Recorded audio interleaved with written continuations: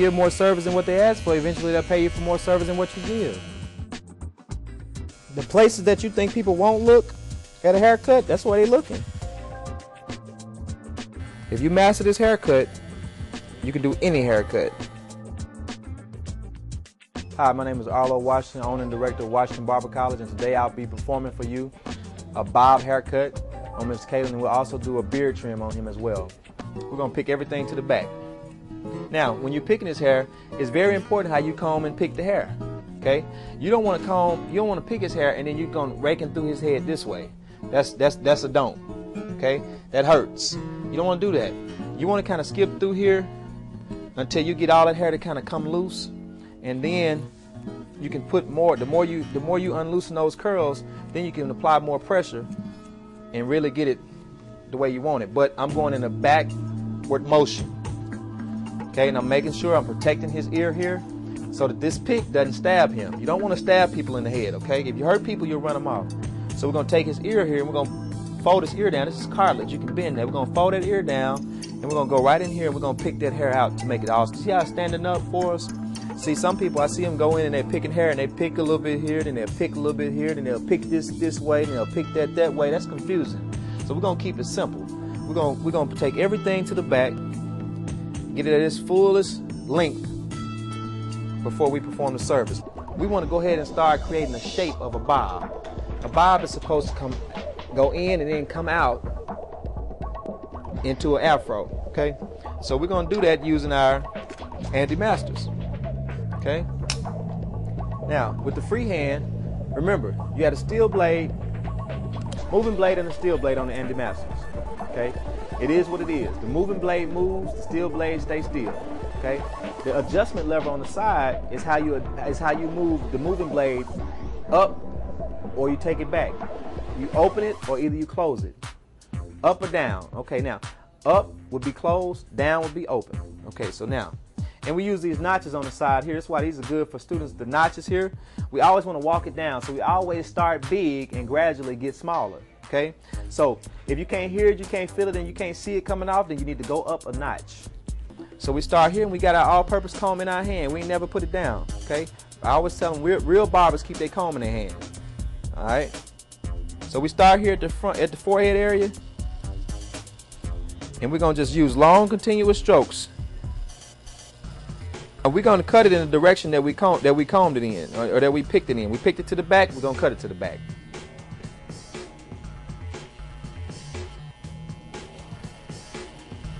All I'm doing here is creating my bob shape before I go into my fading and my blending.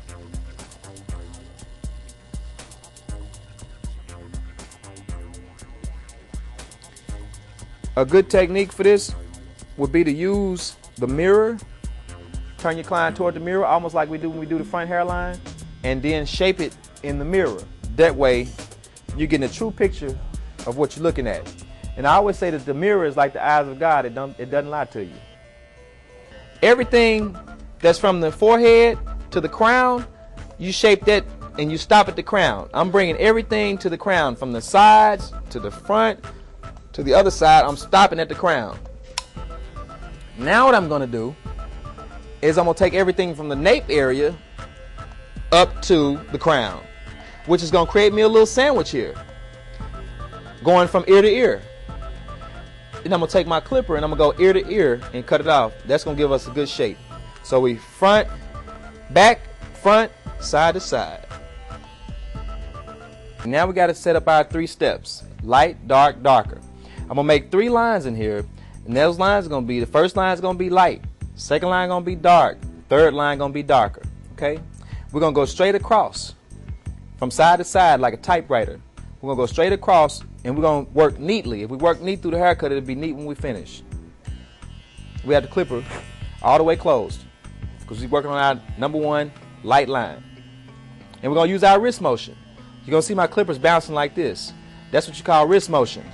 That means that when I'm going in and I'm coming off at a 45-degree angle. So that I never, it looks like, it appears that I'm making a line, but I'm really not.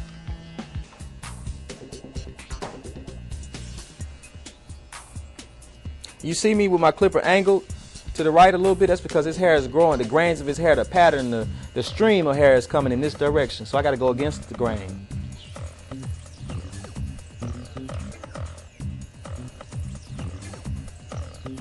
And I'm combing it so I can see what is that hair doing. What is it doing when I go in here with one guard like that? How is it changing? I know it's changing because every time that my clipper goes in, it's taking hair off. Where did it take it off at? Only way I'm gonna see that is if I'm combing. That's the only way. Here's the line, right to the line. Pick the hair up. It's called the roll the comb out technique. Pick the hair up, pull it out to a 90-degree angle, put your comb in the center of your clipper, ride your comb. Comb it back down so you can see what did the hair do. Okay? Repeat the steps all the way across. Straight to the line, pull it out to where it's at a 90-degree angle. Center of your, man, make sure that your clipper doesn't cut this hair underneath or cut the hair above. So that's why you got to be in the center and pay attention to what you're doing. Ride your comb. A little bit. The key to this right here is to cut a little bit at a time. You want to go in and grab a whole hunk of hair and go to cutting. You want to cut a little bit at a time. Y'all notice this takes a lot of patience. This is a patient business. You got to be patient to graduate. You got to be patient with yourself with these haircuts. It takes prayer, patience, and practice. The three P's. Prayer, patience, and practice. If you want to perfect this craft. Well, we just want to see what that taper is looking like. And it's going to give us a real good look.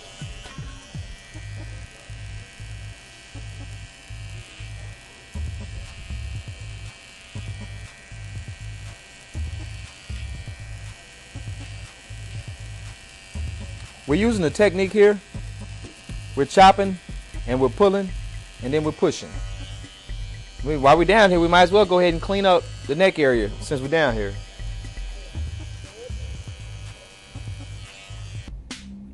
What I'm doing, I'm making it real light so you can see that blend real good. Because we're working in a small space here, so it takes a lot of control with your clippers and your blade and all these things. Now, you have hair here and you have hair here. We need this to be a smoother transition though, because we don't want all this hair, so we gotta kind of knock that down a little bit to blend in. We're working our way from the bottom to the top. So we're gonna close it all the way up, almost all the way up, because this is almost bald. This is bald. But we're gonna go in still at that blending angle.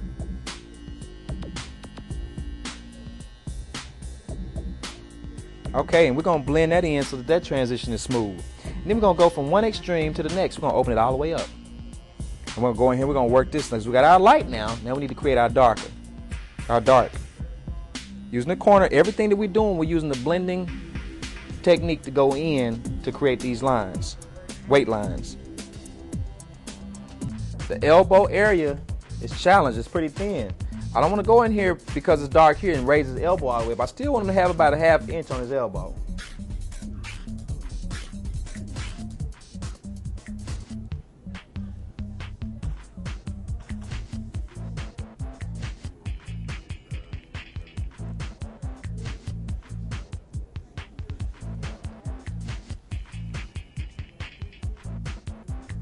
Tilt it forward. First place I'm checking, both corners. Is the corner curving in? Is it going straight? I'm looking at both corners. Next place I'm going to check it is right in the center. Is it straight in the center? If it's straight in the center and straight in the corners, then it's straight. Okay, that's balanced out. Now, we're looking at it in the mirror. Now, once we check it in the mirror and we see that it's where we want it, then we look at it with our natural eye now and see if that shows us something different.